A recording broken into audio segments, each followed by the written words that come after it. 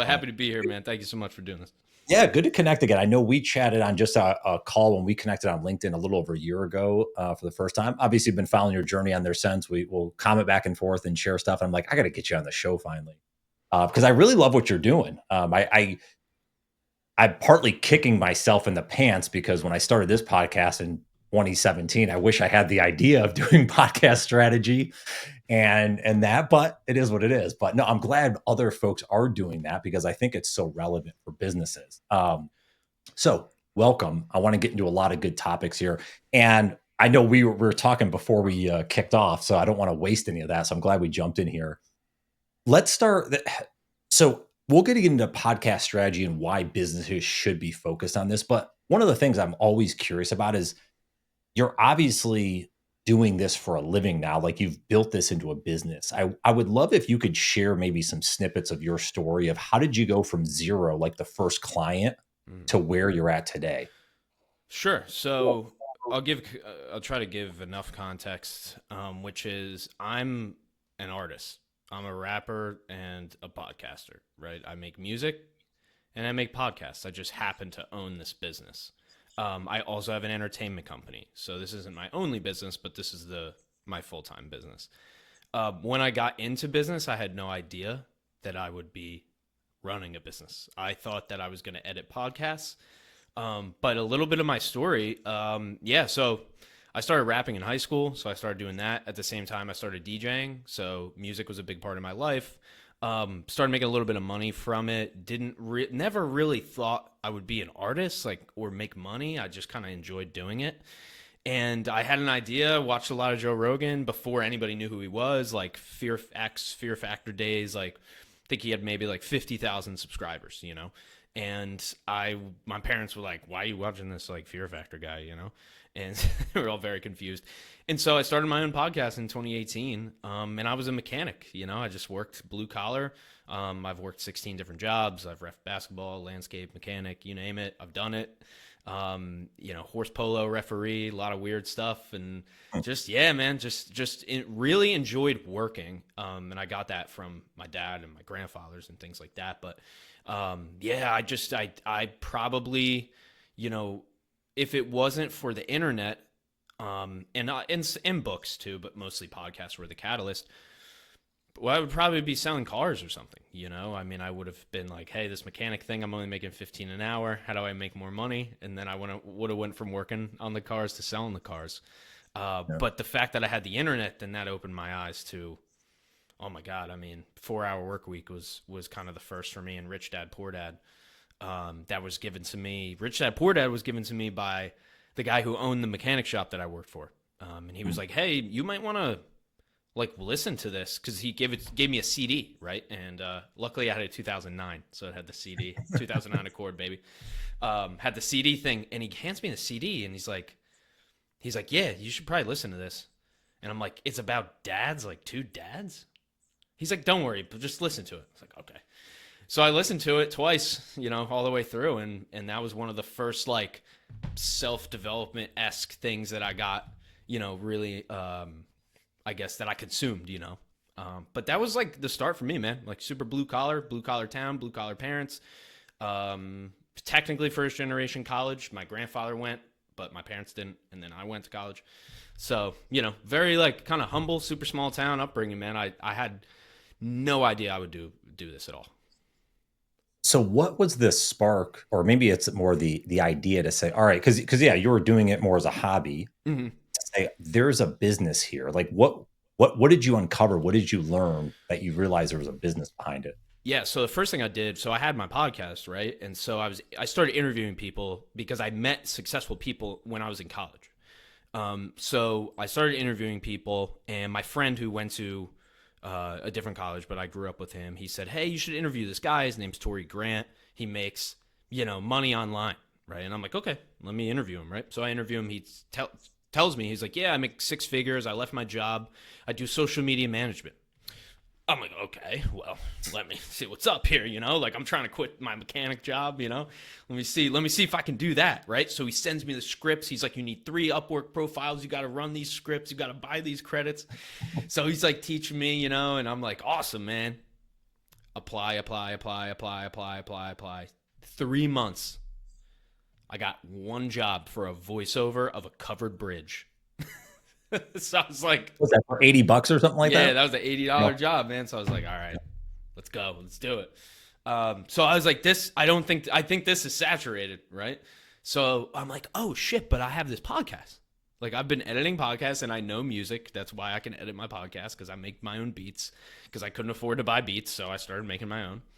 And I applied for a job to edit a podcast, and the guy has me come in for an interview, and I end up getting the job, and I didn't even know what the job was for. Like I accepted it, but I'm like, wait, I thought I was supposed to just edit the podcast. Like, why did I have to go through this whole interview? And then he's like, oh no, you're going to do it all. Like you're going to interview people, you're going to release it, you're going to market it, you're going to promote it, you're going to do all this for us, for our business. And that lasted 19 episodes, and then he fired me off the podcast, said it wasn't working. And that was the catalyst for starting my business because I thought he was wrong and a complete idiot, and that he was also a fucking asshole and he didn't pay people. So I was like, you know what, this is a perfect opportunity. I'm just gonna prove this guy wrong. And he just went bankrupt a few times, and I'm at zero bankruptcy. So so something's working. But yeah, I didn't know, man. I just thought that maybe I could do this for more than one client, right? Because like I was working for this business, helping them launch I was hosting their podcast, right? I was the podcast arm of this company, and I'm like, what if I could have 5 companies and just do that for 5 companies at once instead of one, And then it kind of evolved from there. It didn't start out well. I'll tell you that. Well, do you remember well, you probably do, but like your first client that not the employee side, but like actually that paid you to do Yeah. this? So I'm doing this, right? I'm still doing Upwork, right? Remember, so Tori Grant, teaches me Upwork, right? So it's a good skill set. Still now to this day. People kill on Upwork and Fiverr, right? So I'm like, okay, I can do that, right? So instead of applying for social media jobs, I started applying for podcast jobs, right? This is COVID. So this is March 2020, right? So podcast stuff starts to go. Companies start going, what can we be doing? We're bored. Nothing's happening. All right, let's do a podcast. And I get a call one day, and this guy just calls me out of the blue, calls my personal phone. I don't even put my phone number anywhere, so I don't even know how he got it. And I answer. He was like, is this the podcast guy? I'm like, yeah. He's like, okay, I have a podcast for you to produce. Can you produce it? I'm like, yeah, sure. I'm like, what is it about? He says, it's a mentalist. His name's Jim Carroll. He's been on the Ellen Show. He's been on Jackass. He's going to interview celebrities. I'm like, sure. I'm like, how'd you get this number? He's like, I don't remember. I don't know. I just found it. Okay. So I never got an answer on that. He is a mentalist, so maybe he summoned it, the guy. But yeah, so that was our first client, was for a mentalist. So it was a company that hired the mentalist. His name's Jim. No NDAs here, by the way. That's why I can talk about all this. And so he hired Jim to be the face of it, who was this guy. He could show you a deck of cards. Like he could show you, just fan the cards, and then he could memorize them in 3 seconds. So insane. Look him up. I mean, he's crazy. So he was the host. And I hired my best friend, Brandon Ferrero. Shout out to Brandon. One of the best videographers in the country. And he went on to have his own career, but it was just me and Brandon, man, and just producing this podcast for this company who had this mentalist, How did you know what to charge? Kind of just guessed, yeah. I just go, all right, what does Brandon want? Charge a little on top of that. What do I want? What was I making at the last one? Like 20 an hour? Okay, multiply that by how many hours? And then I just came up with a number, and I was like, they were like, I think it was a 10. It's funny, I could go and pull the invoices, but I remember texting my friend who had a online or a business at the time, and I was like, how do you charge people, man? Like, how do you do like a credit card? He's like, I don't know. So I just went online, and I remember I was going to hire this like business coach lady, and she was like, oh, I do all my billing through Stripe. So I was like, oh, I remembered that. So I look up Stripe, get an account, and I think it was a $5,000 contract. I remember I charged $5,000. I think it was for like 12 episodes maybe or something. I don't think they ended up even doing all of them, but Well, that's a good lesson though, I think, because like a lot of times I feel folks struggle with what do I mean, I've done that before. You struggle like, what do I price it at? How to and I think partly it's you kind of have to just throw it out there and see what the value is, what you're potentially worth, and then you maybe raise your prices from there. And like I think that if you're starting out, you probably can't charge $20,000, but if you've been doing it for 20 years and you have a lot of street cred, maybe you can. Using 20,000 as the example, right? Whatever that is. Yeah.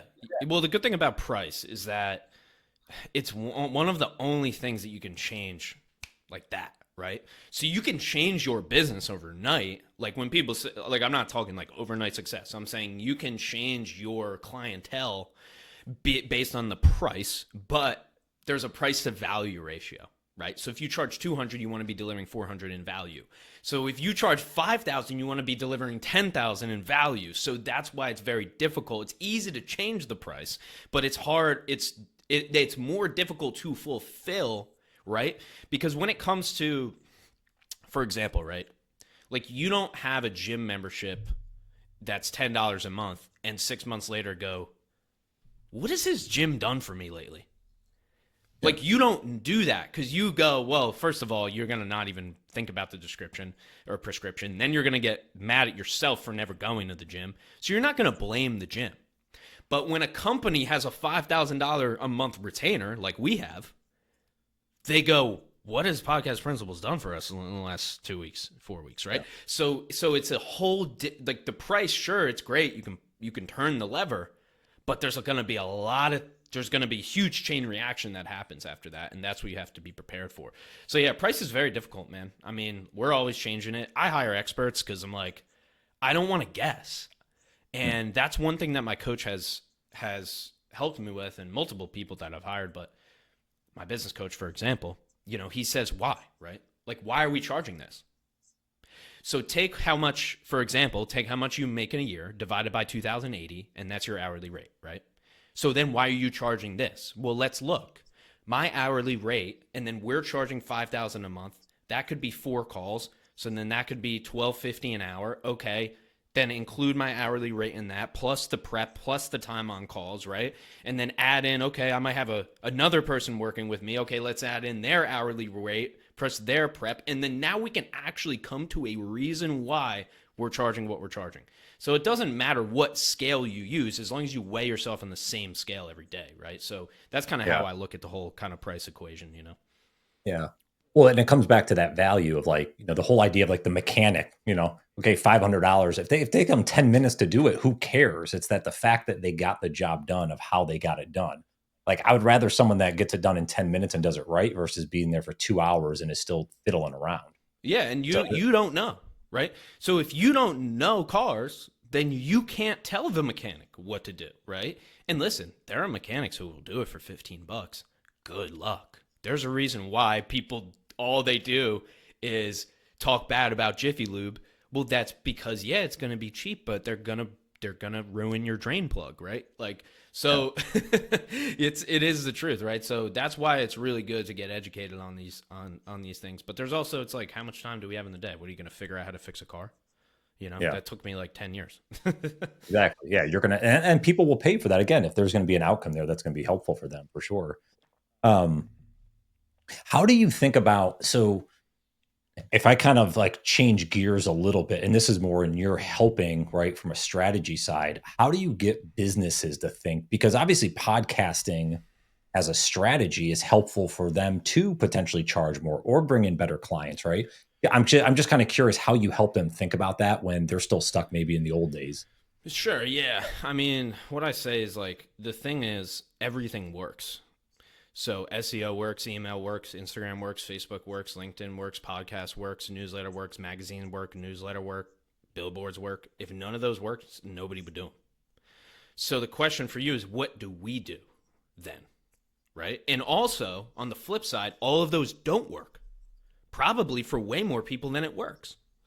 So that's why we do strategy, right? So we first figure out, why the hell are we doing this, right? Because we have all the results, case studies, whatever result you want, we've probably gotten it, meaning a client has probably gotten it. but not one, there's not, sorry, my bad, that's my general manager right there. No one client has gotten all of our results combined. You see what I'm saying? Yeah. So, and all the ones who tried to do that, I'm not saying clients, but anybody who's tried to do that has gotten no results, right? So there's nowhere that a monster truck beats a race car off road, right? There's nowhere that a race car beats a monster truck up a hill off road, right? It's like, so you can't have one car that does two different things. Great. Okay. With that being said, then how do you help businesses, right? How can I answer that question? Well, it's figuring out what we have to do next, right? Are you ready? Well, you're probably never going to be ready, right? Because we're never ready. You just got to start. But then number two, it's what do you want to happen? If we can determine that, then we can get there, right? So that's how I look at it. And you're saying what you want to have, meaning, okay, what's your outcome? Is it a revenue goal? Is it a new, these types of clients or whatever? And then based on that, we're going to backtrack it to figure out a strategy there. Yep. Instead of just throwing shit at the wall. Yeah. So we don't do a podcast strategy without a content strategy. So what we do at Podcast Principles is we're the organic content arm of your business. So we don't also do ads and also do billboards and also do this other stuff. No, we just do organic content, which means non-paid content. So that's video, text, email, podcast, YouTube, Spotify, Apple, all that stuff that you don't have to pay money to get it in front of people. It's organic. It just, the algorithm shoots it out, right? So that's what we're in charge of. The first month of working with any client is only talking about that content. Well, we've done ebooks, we've done webinars, we've done some LinkedIn, right? And so the first month is an analysis and an audit of what's working and what's not. And we do a 90-10, right? What's getting 90% of our results, right? Okay.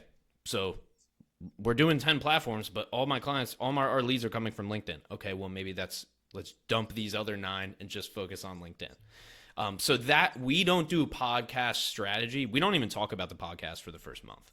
We're going to talk about where it's going to go, but we're not going to design it until we figure out what we want the content to do. And then the podcast will fit in to that content. Yeah. I want you to share a little bit more because this is something that's come up. Just talking with folks a lot. I've been doing this long enough. People ask like, "Oh, I have this idea for a podcast and whatever." And what I try to explain with them, I'm curious if it's similar for you or you'd go a different angle. But like, I try to get them to think outside the box a little. Just doing like an interview show and interviewing people, it's maybe that worked years ago. But like, do you have a certain strategy to it? Is there a certain angle you're taking? Like, if you do certain, I talked to a guy the other day that he does a lot of like YouTube short content. I was like, why don't you do like a 5-minute, at podcast, ask one question of people and you have the short thinking outside the box a little bit. So I'm kind of curious again, because when you bring that to a business and they're so used to the long form, whatever, they get distracted because like, oh, hold on a sec. I can't do that. I have to do it this way. I'm just kind of curious again, how you get folks over the hump to think this differently with the way they should set up their podcast. When you talk to a business coach, a good one, by the way, most of them are not good. Most of them don't make that much money. Anyway, other conversation. They sit down with you and they say, what type of business do you want to have, right? Do you want a lifestyle business or do you want a legacy business? So you could probably assume what that means, right? A lifestyle business is I'm going to take this money out of this business and I'm going to take the money, right? Like I'm going to use the profit for my own lifestyle, right? Meaning I don't take every dollar that's extra and put it back into the business, right? It's not growth at all costs. A legacy business is growth at all costs, meaning I take my salary and anything above that just goes back into the business, right? We're trying to grow as big as we possibly can grow, right? And that's just one version of lifestyle versus legacy business, but just so I can kind of paint the picture. That's what we do for podcasts. So when I go to somebody, I go, do you want a cultural show or do you want a business show? I'm not saying the topic's business. I'm saying, is the topic dating or is the topic sales, right? It's like a lot of people want to start a cultural podcast, but they want to kind of cover it in the guise of their business, right? So what they do is they say, "Oh my God, my network. I have such an incredible network of people that I can interview." Yeah, but nobody knows who those people are. So nobody's going to watch it or listen to it, right? So that podcast that you start because your network is so cool and you want to interview all these people are only going to be worth a couple hundred views because nobody knows who they are, right? Right. It's hard to get people in this day and age to pay attention to people they don't know unless they're hating on them. So as long as you start the podcast about dating or about, you know, who knows, business. I'm going to interview people about their business. Like, great, like, do it. It's okay. I'm not telling you not to do it. I'm just saying it will get a couple hundred views and that's it. Yeah. And now I'm being realistic. I'm not being negative. I'm just being realistic, right? I should tell you that it's going to do well so that you buy from me and go like, oh yeah, Brian's going to help me grow this thing. I know there's nobody in the world that can make you Joe Rogan, right? So if you want to do that, great. I can't help you. If you come to me and you say, hey, we want to do this podcast, it's tied to our business, right? We want to use it for some type of business result, either for hiring or for generating revenue, or like, hey, we keep making text posts and nobody's seeing them. And like, I have to write, like our marketer's trying to write, but she's more an ads person. Like, how do we do this content thing without it being annoying? And I don't want to make TikToks to my phone, like my daughter said I should. Right? Okay, then a podcast is the next obvious choice, right? So when I go into this, just to cap that off, it's like, if you want to do a cultural podcast, like about, you know, the NFL or like about dating or about whatever, then that's fine. Like, live in the TikTok arena, try to go viral, great. Try to get brands, partnerships, I don't know, become an influencer, fantastic. I don't think any of those people are really happy. Or would you rather have a podcast where you sit for 30 minutes to just talk about what you do as a business owner, and then people will want to work with you because of that? So that's the one that we do. Yeah. Well, and on the back end of that, and which I want to get into LinkedIn a little bit and how you've leveraged that, because you've done very well there. But you create all this additional content from that, the videos, the social posts, the variety of things just from that. This one interview right here that we're doing, right? We're going to be able to clip this up. We're going to be able to have various key points you've already said here. Okay, how do we turn those into a social post? Can you share a little bit? And you could go off LinkedIn, but I know LinkedIn's obviously a major platform for a lot of businesses. How have you leveraged that personally, but also, you know, with other businesses or help them out? Yeah, so we get 75% of our business from LinkedIn, and then 25% is from referrals or things like this, you know, podcast interviews, live webinars, live events, things like that. So LinkedIn's been a huge driver. It just happens to be where the people are who buy our stuff, which is normally businesses who sell to businesses, or service-based businesses, right? So we can do business to consumer, but it would be like more like a law firm or something like that. So in 2020, when I got that first client, you know, Jim Carroll, I was on LinkedIn 6 hours a day, you know. So that's the platform that I chose to use.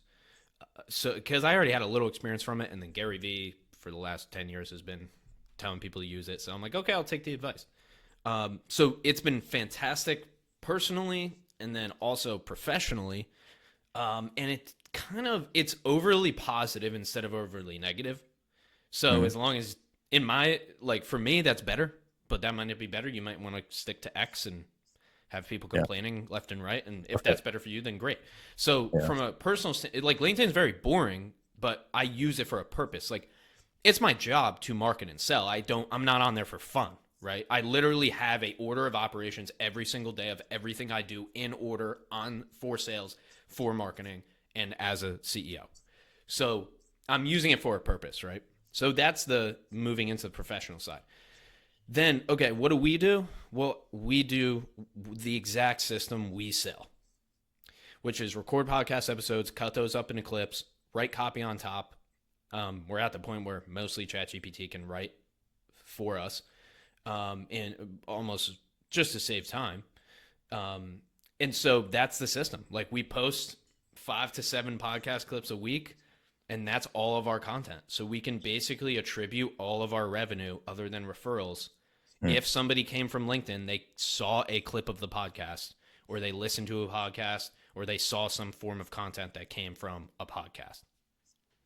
Is that for you or for your clients That's or for me. both? Okay. And then our Gotcha. clients out too, but they have different, it depends on the client, you know? Yeah. What can you go into if you're willing to? Like if I was looking over your shoulder, you know, this morning, like what's your LinkedIn process? How do you spend the first 30, 45 minutes on there? Yeah. So I sit down at 7:30, and then I comment for, I already have a post ready, by the way. Everything is done in advance. So I'm a month ahead always on the Mhm. podcast. Not always on the podcast, but now on the podcast and now on LinkedIn. So I'm always a month ahead. And so I don't have to think about what to post because I have a content strategy based on results, and I could go into that. So I sit down at 7:30, I comment at 8, I post. I comment on a certain subset of people from 8 to 8:30. Then I comment on another subset of people from 8:30 to 9. And then from 9 to 10, I do unread DMs, I do emails, I do Slack with my team. And then if I still have time before I eat breakfast around like 10:30, I'll go ahead and start conversations with new people. Those new people are either going to be old connection requests that are currently active online, or it's going to be new connection requests that I haven't accepted yet. And then the last piece is cold. So I do about 10 cold messages a week. I haven't scaled that up yet. And that's to certain target accounts. So that's like the morning for me every morning. Oh. When you go, you talk about like kind of those tier A, B, C folks. Where do you get those folks from? Like that you comment on? Yeah, so it's a little bit of like trial and error, and over the years, like I can, it's it's basically all on my feed now. But to get in the weeds, the first 30 minutes I'm on just the feed, so whatever I see, that's going to be a mix of people. And then from like 8 to 8:30, same thing, mostly the feed, but at 8 most of the people that I follow post. So then I'll get their posts. And then from 8:30 to 9, it's all people that I've bookmarked, like people that I've rang the bell to, so it'll notify me when certain people post. So I can go on your profile right now, click notifications, and then click all, and anything you post, it'll send me a notification. So Oh, okay. those people are clients and prospects, or old clients, right? So that I'm spending a half an hour to an hour every day commenting on posts of people that I want to work with, or people I used to work with, or strategic partners. Because it's not enough. It doesn't make sense to just do it, right? But I do still have that. So I do still have the, hey, random like people basically, because I still need new people to enter the funnel. But for the most part, this is my business. At least it's a little bit longer sales cycle. So I'm really taking a lot of time to strategically connect, strategically comment on certain people's posts. Maybe I'll comment on a salesperson, a marketer, and a VP, right? And then maybe one of them will share one of those posts after a couple months, right? And then I might strategically connect with the CEO, right?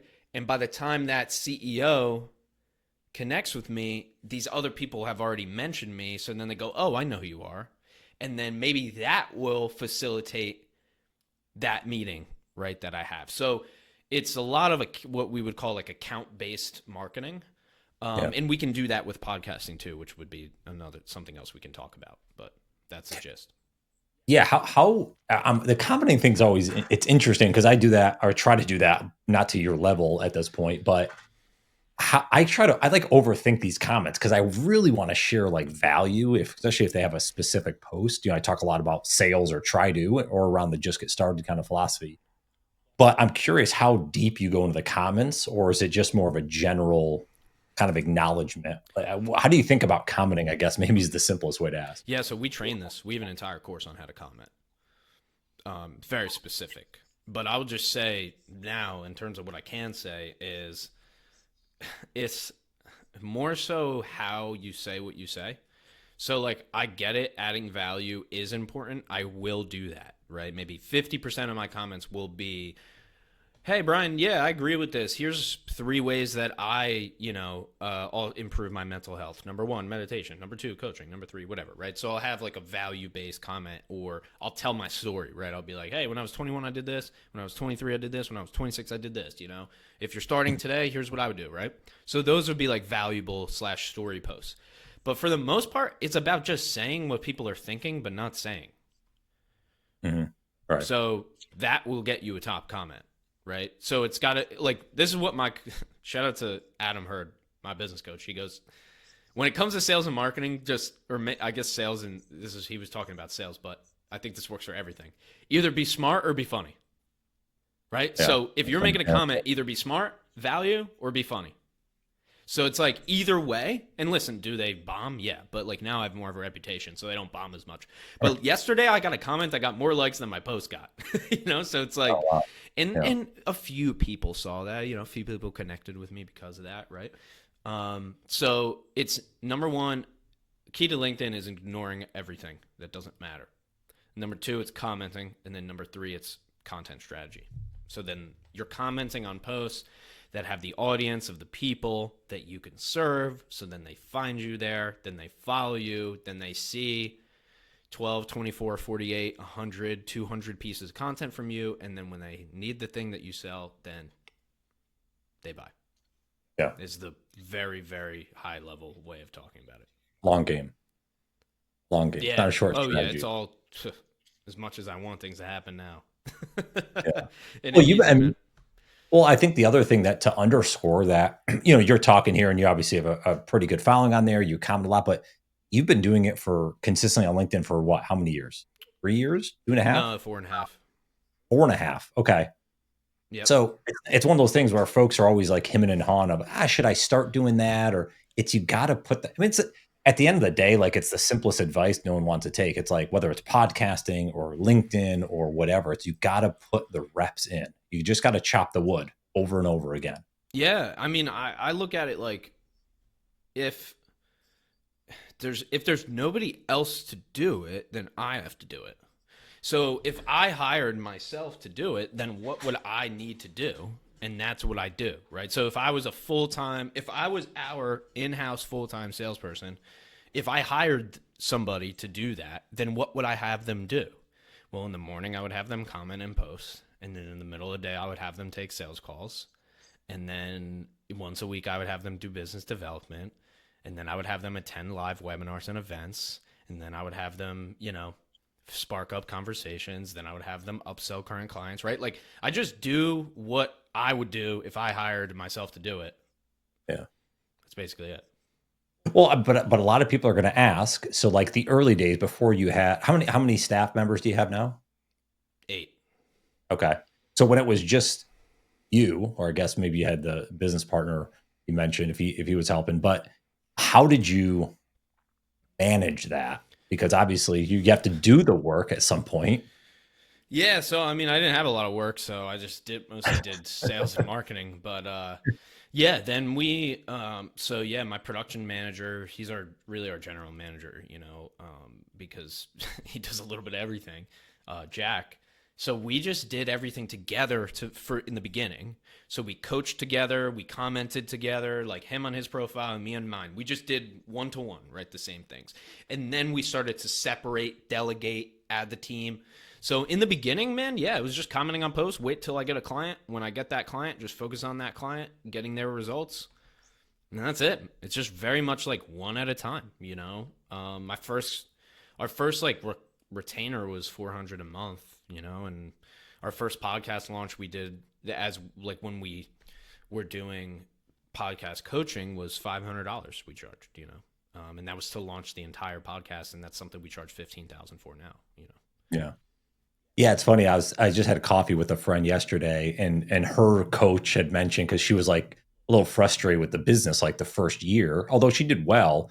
And he was like, why are you trying to act like you're in year 5 of business when you're in year 1? Like you're going to go through these lumps. You're going to go through these growing pains. Like you got to keep, again, moving along. You can't scale like other people that don't think about that. Right. It's you kind of got to focus on where you're at today and try to improve the best you can instead of looking at others that are maybe ahead and have the resources, right? Well, it's all about the next deal, right? It's like all you can do is the next deal. Because when you're small and you don't have, especially if you don't have recurring revenue, then your entire job is just to sell. Yeah. That's it. What else are you doing? Right? It's like there's nothing else to do, right? Like that's like like back in the early days, there was nothing for us to do. So we were just on LinkedIn, right? Like we didn't have any clients. Like we had like two, So, but yeah, Well, I mean, but the problem is the culture of it. The problem is influencers, they're not business owners, right? Like some influencers are, and that's not them. They're just paying somebody 10,000 a month to run their accounts for them, right? yeah. And then there are influencers who really are there. And if you have 1 million followers, then why are you posting and commenting? Right? So it's like, Yeah. why don't you just start a business? Right? So it's like, I think, and listen, and I don't like solopreneurship either, So I think that's something that's like honestly wasted a lot of people's time and I mean, my own time, Not that I would have skipped that phase, but it's just not, it's just like, you, listen, if you can play pro, try to play pro ball, right? Like don't just settle for whatever the AAU or whatever the C team or whatever the B league, right, or whatever. It's like if you can play pro, let's play pro. Like it's gonna suck, like it's gonna be the hardest thing you ever do, but if you can play it, right? So Well, and you don't know until you're in it as well, right? And that's, by the way, that's something I've really learned this recently is like you get better by being in the game with better play. I don't know how you grew up. Like I grew up with an older brother and playing a lot like a basketball with his friends or football with his friends. And I'd get the crap beat out of me. I was always the smallest guy in the field. Yep. But you know what? You figure out where your strengths are really quick. You really figure out where you can excel. And I think once you're in the game, if we use that sports analogy, that's how you figure out, okay, this is where I fit. I'm not going to be everyone. So where's my position and do it really well? yeah, exactly. Where do I want to go? And that's something I figured out last year, which is where do I want to take this? And when you know that, then you know what to do. Yeah. The best thing you can know is what you want. Next thing is how to get there. But most people don't even know what they want, right? If you just ask why 3 times, most people don't have an answer. Right? Yeah. So That's fair. Yeah. And well, and one last point on this I think is relevant too, is you mentioned about go out and sell, because obviously I'm a big advocate of that, is you can spend so much time. You and I have probably both done this where you're building like PowerPoints and you're trying to create this specific thing. But it's like until you actually work with a client, you don't really know what they actually need. And you need to work with some clients to actually build that stuff out. So get the clients first and then figure out how to build it versus building this shit for 3 months. And then you have a hard time getting clients. I don't know your viewpoint on that. yeah, well, there's kind of 2 different founders, at least when it comes to marketing. There's top of funnel founder and bottom of funnel founder. So the top of funnel person really knows how to get you interested in the thing, right? They know how to sell you on the concept, right? On the vision. Mm-hmm. The bottom of the funnel founder knows once you are interested how to close you, but they have no idea what it's like to not have that problem, right? And so people kind of fall into either bucket, right? It's kind of like you're like a marketing like founder or you're like a numbers founder, right? Or whatever. So there's these like categories, right? That you lean into one more or lean into the other more. And so the better you know yourself and what type you are, then the better you'll do, So but it's just a lot of trial and error, man. But it's like leaning into what you're good at. That's the best thing that you can do, in my opinion, right? Like I'm not having somebody else market and sell, because I'm a marketer and a salesperson. Like, oh, sure. I'm not the best. Like, there's salespeople that could blow me out of the water. I took a call with Alex Hormozi's team today just to see what would happen, and I was like, okay, this is a high level, right? So there's always levels to the game, but it's like, what are you really good at? If you're like, I can kind of I can just get on like my phone and just start talking. Cool. Then it's going to be video content. I don't really like talking like to the camera. That feels very weird to me and awkward, but I like writing. Okay, great. Text post.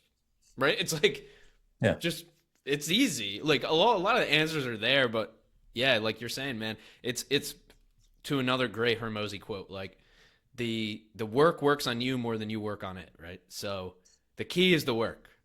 It'll These things will happen once you go ahead and do the work, right? I've tried a lot of stuff. There's a reason why I'm not cold emailing right now and I'm on a podcast. That's Right. strategic. That's Yeah. not random, right? Absolutely. Absolutely. Yeah. I love that. What so as we wind down here, because I could talk to you all day, but what are if someone's thinking about like they're a new founder, they're trying to figure this shit out. Is there any and I even like to go away from advice, like, is there a challenge? Is there something you would encourage them to do, an action item to get started in the right direction, something to do today or this week that could really impact their business? Hire somebody. That's what I would say. So, okay, then who do I hire? Next question. It is about who, right? It's who, not how. Mhm. Great. Hire somebody where you can afford, you're stretching to afford the lower tier of their service rather than hiring the best tier, right, of somebody else's service. So what I mean by that is there's another founder who does what you do, right? So imagine you start a search engine optimization company, right? There's a guy who runs an SEO company and he's doing $3 million a year and you're doing 30,000 a year, right?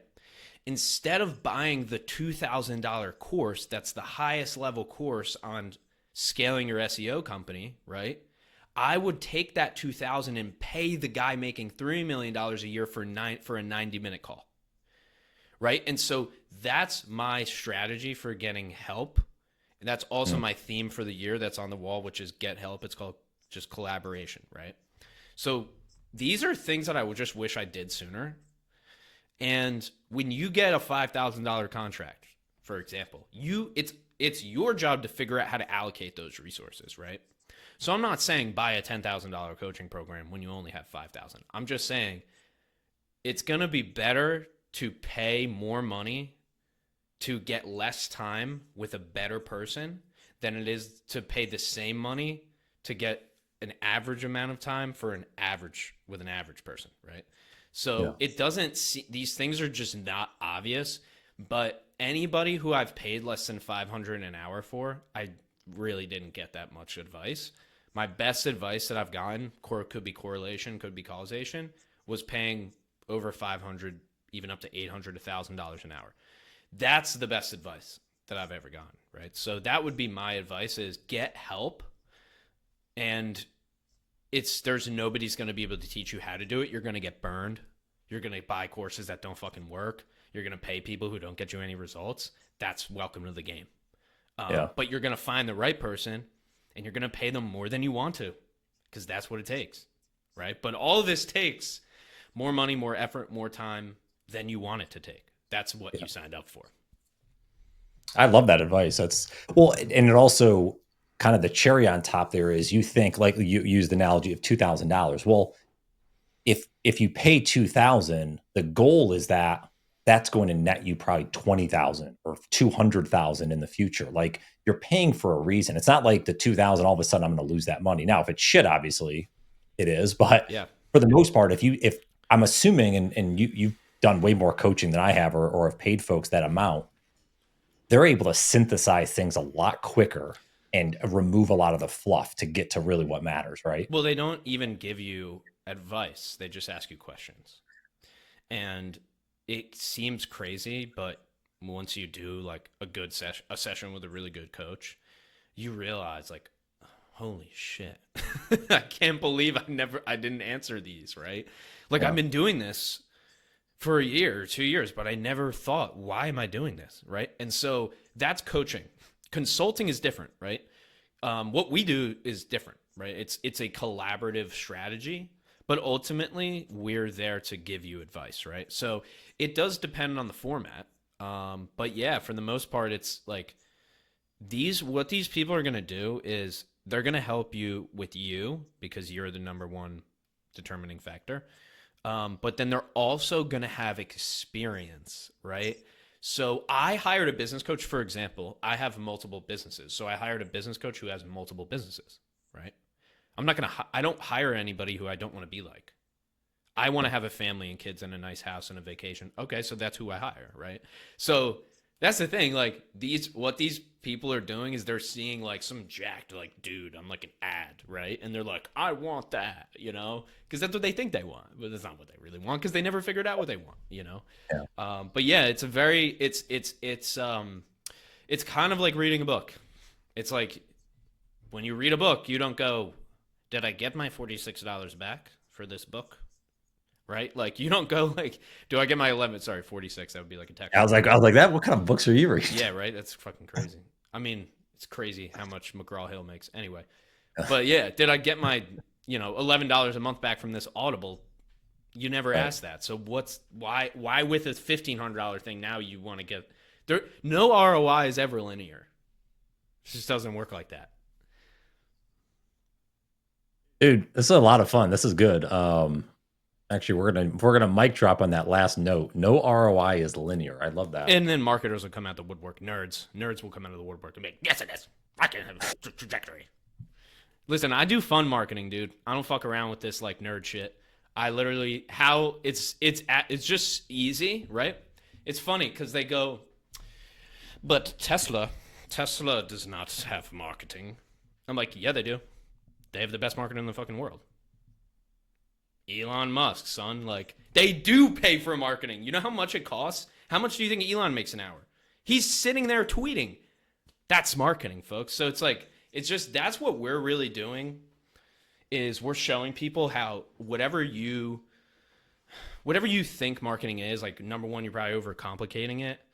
And then number one, it's going to be the number one determining factor for the success in your business other than you. So in the first 10 years of any business, it's like, are you good enough? And then do enough people know that you exist? And then offer, I would say. And then other than that, that's basically it for 10 years. So that's what we're trying to push, man.